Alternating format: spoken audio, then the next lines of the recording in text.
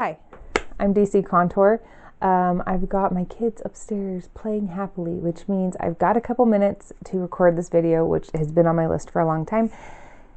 And the odds of me getting interrupted just heightened because I said my kids are playing quietly. So keep your fingers crossed that we make it through this video without lots of interruptions.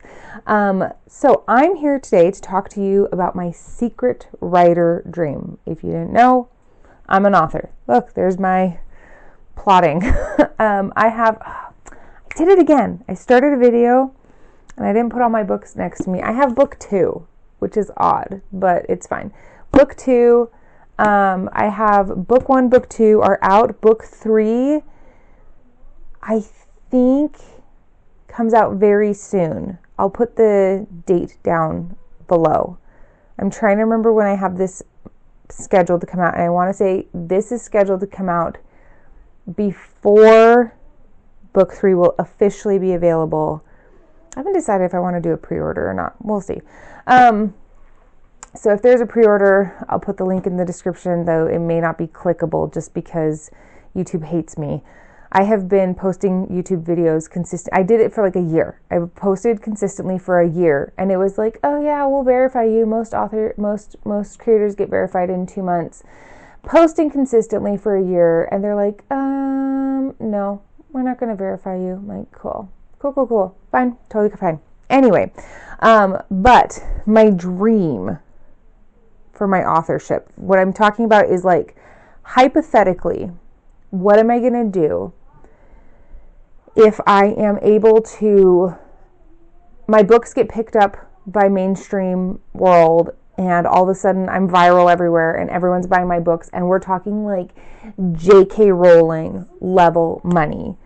What am I doing? I thought this would be kind of a fun topic because I feel like we always talk about the starving artist side of being an author. People either like, oh yeah, if you're an author, you make no money, or they think that we're all J.K. Rowling, which I wish. Well, we all wish we had that paycheck. So I thought it'd be fun to just talk about like, what is it? What do I want to do? So one of the first things I would do, obviously, is like buy a house. I'd love to buy a big plot of land, and essentially have my own little mini farm. I would want to try growing our own wheat berries. Like I'm that person where I'm like, oh yeah, I want to try learning to like not just cook with the wheat berries, but grow them myself. I want to have a little orchard where we get all of our own apples, and we make our own apple juice, and I make all of our pasta from scratch, and like we have horses and sheep, and I take the sheep wool and the alpaca wool, because why wouldn't you? If you're gonna have sheep, you might as well have alpacas too, and I turn it into yarn that I use to knit my children's sweaters every Christmas. I'm not lying. I like fantasize about these things, okay? So there's a level of things that I would want to do for our family. I would want to build our own little house, have property, have wild forests that belong to us that we would keep wild. To let my kids run around in them, to let them build forts in, to let them become one with nature. Hopefully not one with like a bear in the bear ate my child and now they are one. Hopefully not that kind of one. But just getting them to be out in the world, breathing fresh air in the middle of nowhere. So that's item number 1. That's like top of the priority list. Number 2, and we're talking, I have so much money, like again, J.K. Rowling money. I have so much money, it's coming out of my ears, I'm hemorrhaging it, I don't even know what to do with all this money. I have a list of people in my life that I love very dearly that I've heard over the years express various daydreams about different things, and I would go through and be like, Merry Christmas. Like, I love gift giving. My budget is not a big fan. And so I'm always like, oh, it'd be so cool to be able to gift my brother-in-law a like intensely cool saltwater aquarium for his house, or buy them a new house where he can put a giant saltwater aquarium. I don't know, right? Like, I love that idea of being able to gift that. Or, we always joke with my parents always used to joke like, okay, Donica, when you become a big famous author, I don't need you to buy me a house in Maui. I just want to be the caretaker for your house in Maui. So I'd have to buy some little like bungalow or something in Maui so my parents can like retire there.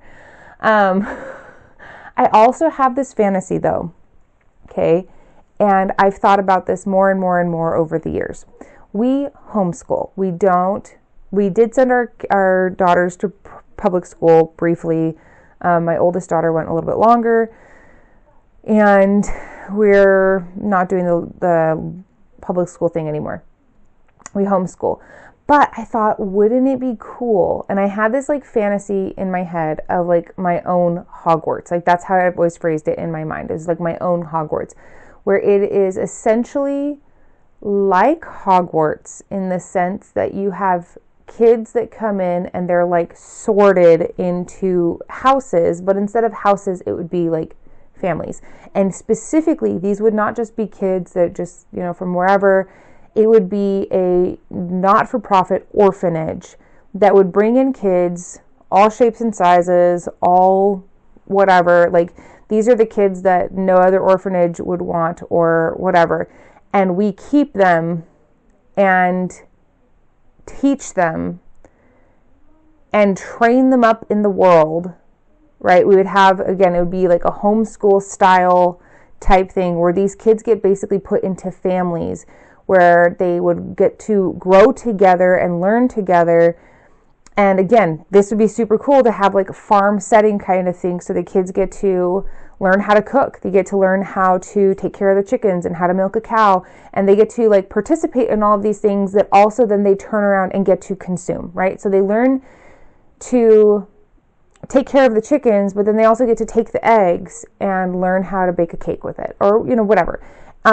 But then also give these kids an education that allows them to go forward into the world following a passion. They already have tools ready to go to follow a passion, right? And I think the idea would be really cool if we could have some kind of like adoption program as well. I don't know.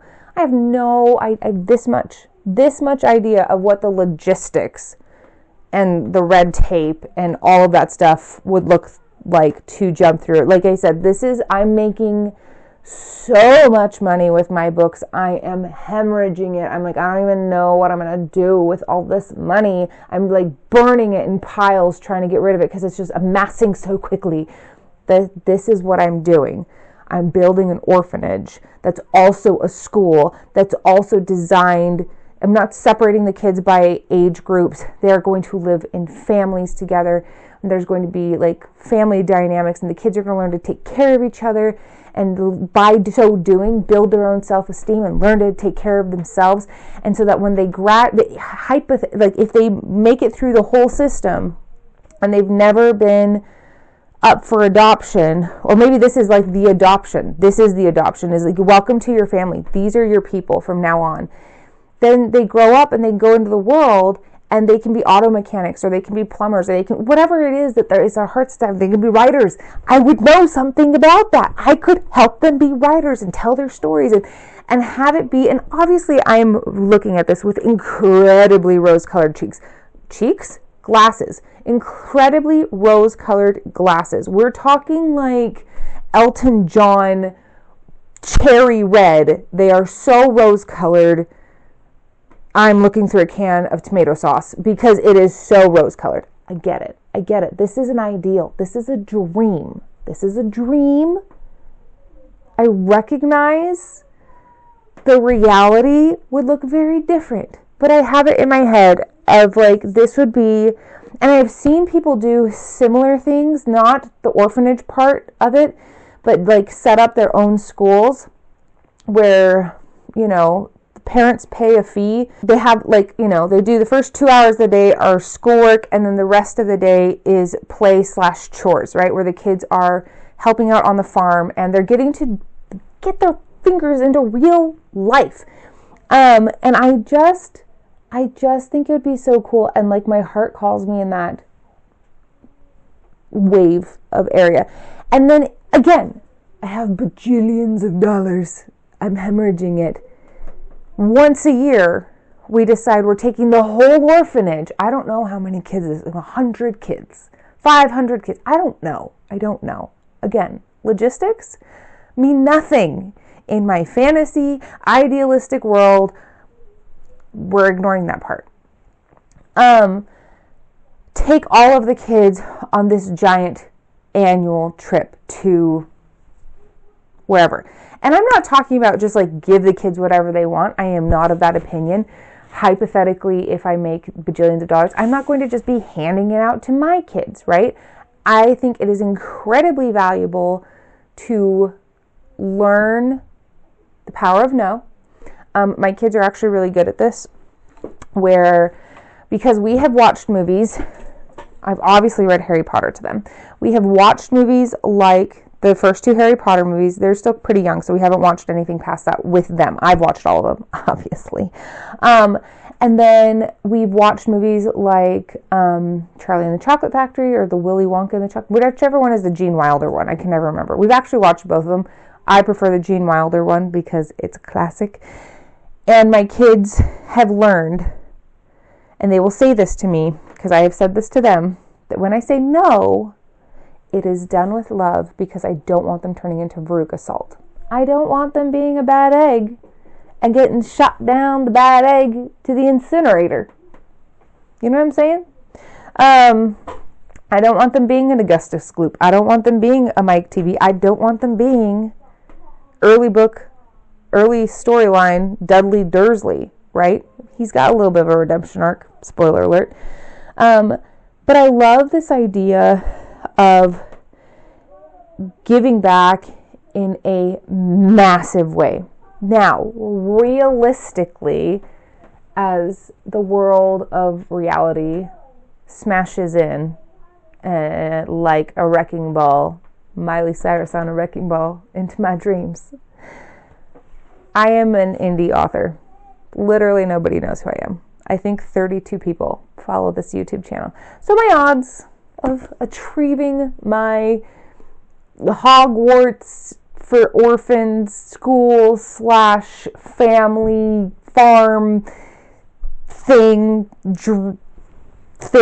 dream. I'm a really good writer. Can you tell I use thing twice in one description? Odds are it'll never come to pass. Probably never come to pass. My understanding from being a self-published author and the research I've done is that for the first 4 to 5 years, you don't even make money.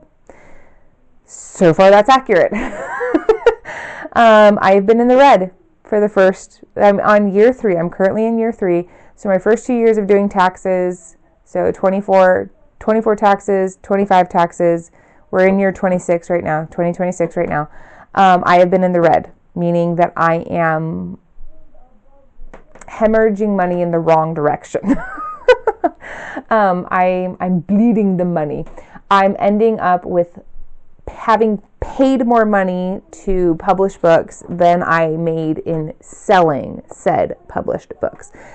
However, I have been assured that somewhere between years 5 and 10, or rather between books 5 and 10, you do start to actually make money. Part of that is because as an author, particularly, I only have 3 books out right now. Again, this is book 2. I don't know. I have book 1 around here somewhere. Book 3 is still this is what we're working with. Actually, I do have the cover art on a I don't have one over here, but where it says it's the cover, but then it's got the not for resale across. I only have 3 books out, right? Or 2 and a bit, because book 3 is going to be out very soon. I have a very small backlog, right? So when book 1 was sold, people would buy it, and that was kind of it. There was nothing else to buy, right? So even if they loved it, I had nothing else to offer them. Now I have book 2, right? So each author signing, each author signing I do make a little bit more because I have not options in the sense of like you can buy one book or the other because it's a series, right? But I have the option of you can buy book one or you can buy book one and book two, right? In my signing that is going to be coming up in May in Idaho Falls, Idaho at Barnes & Noble. I think it's May 25th. I'll be there from 12 to 5. I can put the official thing in here down somewhere. I will have 3 books, right? And people will now have more options in the sense that they can just buy book 1 or they can buy books 1 and 2 or they can get crazy and buy books 1, 2, and 3. And I can sign all of them right there. And then eventually we will hit the point where series 1 will be done, right? I will have all 5 books of The Legend of the Salt of the Earth available. And people will be able to just buy book 1 or they can buy books 1 and 2. If they like it, then they can buy the other ones. Or some people will be really crazy. I hope lots of people will be really crazy and be like, I just want to buy all 5 books. And that would be amazing.